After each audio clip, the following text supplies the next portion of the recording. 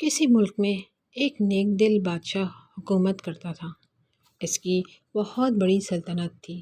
اس میں بہت سارے کھیت اور باغات پھیلے ہوئے تھے۔ ایک دن بادشاہ اپنے محل کے باغ میں ٹہل رہا تھا کہ اسے ایک درخت کے نیچے کبوتر کے انڈے جتنا گندم کا دانہ ملا۔ پہلے تو وہ بہت حیران ہوا اور پھر اسے پتھر سمجھا، مگر جب اس نے غور سے دیکھا تو معلوم ہوا کہ وہ گندم کا دانہ ہے، جو موجودہ زمانے کے دانے سے بہت بڑا تھا۔ بادشاہ نے فوراً باغ کے مالی کو بلایا اور اس سے پوچھا، ہمیں اس گندم کے دانے کے بارے میں بتاؤ، یہ کہاں سے آیا ہے؟ بیچارہ مالی پریشان ہو گیا کیونکہ وہ خود اتنا بڑا گندم کا دانہ پہلی بار دیکھ رہا تھا۔ اس نے جواب دیا، بادشاہ سلامت، میں نے ایسا دانہ آج سے پہلے نہ دیکھا اور نہ اس کے بارے میں کبھی سنا۔ شاید آپ کے وزیروں میں سے کسی کو اس کے بارے میں معلوم ہو۔ بادشاہ کو مالی کا مشورہ اچھا لگا اور اس نے تمام وزیروں کو اپنے دربار میں بلوا لیا۔ جب سب آ گئے تو اس نے ایک پلیٹ میں رکھے گندم کے دانے کی طرف اشارہ کر کے کہا، آج ہمیں یہ بڑا سا گندم کا دانہ اپنے باغ میں ملا ہے، جسے شاید کوئی پرندہ وغیرہ اٹھا کر لایا ہوگا۔ آپ میں سے کسی کو اس کے بارے میں معلوم ہے کہ یہ کہاں سے آ سکتا ہے اور کہاں اتنے بڑے دانوں والی گندم اگتی ہے؟ سب وزیر خاموشی سے ایک دوسرے کو دیکھ رہے تھے اور سوچ رہے تھے کہ شاید بادشاہ کو کوئی غلط فہمی ہو گئی ہے، جو اتنی بڑی چیز کو گندم کا دانہ سمجھ رہے ہیں۔ مگر جب انہوں نے اسے چھو کر دیکھا تو وہ بھی حیران رہ گئے۔ کسی کے پاس بادشاہ کے سوال کا جواب نہیں تھا۔ یہ دیکھ کر بادشاہ پریشان ہو گیا۔ ان میں سے ایک وزیر بہت سمجھدار تھا۔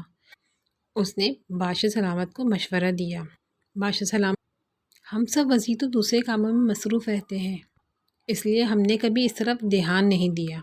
میرے خیال سے کسی بوڑھے کسان سے پوچھنا چاہیے جو اس کے بارے میں صحیح معلومات دے سکے۔ بادشاہ نے یہ سن کر کچھ سوچا اور اپنے سپاہیوں کو کسی بوڑھے کسان کو پیش کرنے کا حکم دیا۔ کچھ دیر بعد ایک نہایت بوڑھا شخص سہارے کے ساتھ بادشاہ کے پاس پہنچا۔ اس کے بال سفید ہو چکے تھے اور منہ میں دانت بھی نہیں تھے، آنکھیں بھی کمزور تھیں۔ بادشاہ نے بوڑھے کو گندم کا دانہ دکھا کر پوچھا، کیا آپ نے ایسی گندم کہیں دیکھی ہے؟ بوڑھے نے بڑی مشکل سے بادشاہ کا سوال سنا، جواب دیا، نہیں، آپ میرے والد صاحب سے پوچھیں، شاید وہ کچھ بتا سکیں۔ بادشاہ نے اس کے والد کو بلوا لیا۔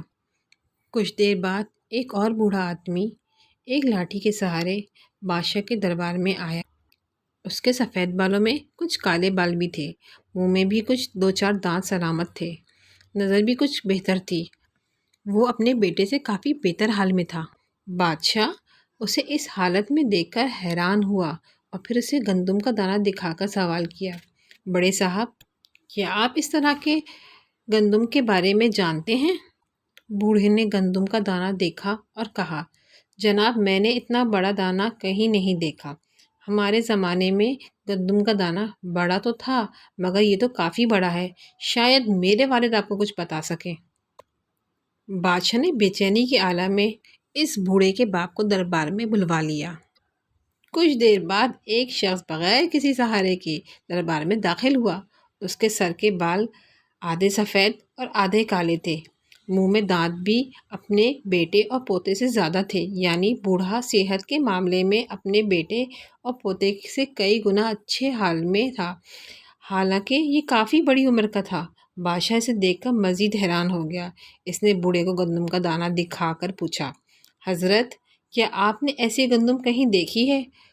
بوڑھے نے گندم کا دانہ بڑے غور سے دیکھا اور پھر خوشی سے مسکراتے ہوئے بولا، جی ہاں بادشاہ سلامت۔ بادشاہ نے حیرانی سے اچھلتے ہوئے کہا، سچ؟ مگر کہاں؟ بوڑھے نے جواب دیا، جناب، گزرے زمانے میں ایسے ہی گندم کے دانے ہوا کرتے تھے، لوگ انہیں پیس کر خوب آٹا حاصل کرتے تھے، ان کا ذائقہ بھی لاجواب تھا۔ بادشاہ بولا، اچھا، اس زمانے میں گندم اتنی بڑی کیسے ہوتی تھی؟ اس بوڑھے نے مسکراتے ہوئے جواب دیا، بادشاہ سلامت، اس دور میں زمین ساری اللہ ہی کی سمجھی جاتی تھی، ہر شخص اپنی ضرورت کے مطابق سبزیاں اگاتا تھا، پھل اگاتا تھا اور اپنے گھر والوں کا پیٹ پالتا تھا۔ مگر جیسے جیسے لوگوں میں اضافہ ہوا، زمین چھوٹے چھوٹے ٹکڑوں میں بٹتی چلی گئی۔ اس طرح گندم کا دانہ بھی چھوٹے سے چھوٹا ہوتا گیا۔ مطلب یہ ہے کہ برکت ختم ہو گئی۔ بادشاہ نے حیرانی سے بوڑھے کی بات سنی اور بولا، جناب، آپ سے میرا آخری سوال یہ ہے کہ مجھے یہ بتائیں کہ اس بات میں کیا راز ہے کہ آپ عمر میں اپنے بیٹے اور پوتے سے بڑے ہیں مگر ان کی طرح لاٹھیوں کے سہارے نہیں آئے، اور آپ کی جسمانی حالت ان سے کافی بہتر ہے۔ یہ سن کر بوڑھا بولا، بادشاہ سلامت، دراصل بات یہ ہے کہ ہمارے دور میں ہر شخص محنتی تھا، اپنا کام خود کرتا تھا۔ ہم صبح سے شام تک لگاتار محنت کرتے تھے، کسی دوسرے پر اپنا کام نہیں چھوڑتے تھے۔ مگر جیسے جیسے زمانہ بدلا، لوگوں نے اپنا کام دوسروں سے کروانا شروع کر دیا۔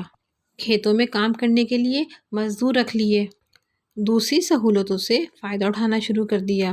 اس سے وہ کمزور ہوتے چلے گئے۔ میرا بیٹا ایک لاٹھی کے سہارے آیا، مطلب اس نے دوسروں پر انحصار تو کیا مگر کچھ کم۔ جب میرا پوتا آیا تو وہ کسی کے سہارے آیا، مطلب وہ مکمل طور پر دوسروں سے کام لیتا ہے۔ اسی وجہ سے آج کل کے لوگ کمزور ہیں۔ بادشاہ اس بوڑھے سے بہت متاثر ہوا۔ اس نے اسے انعام دے کر اپنے دربار میں مشیر رکھ لیا۔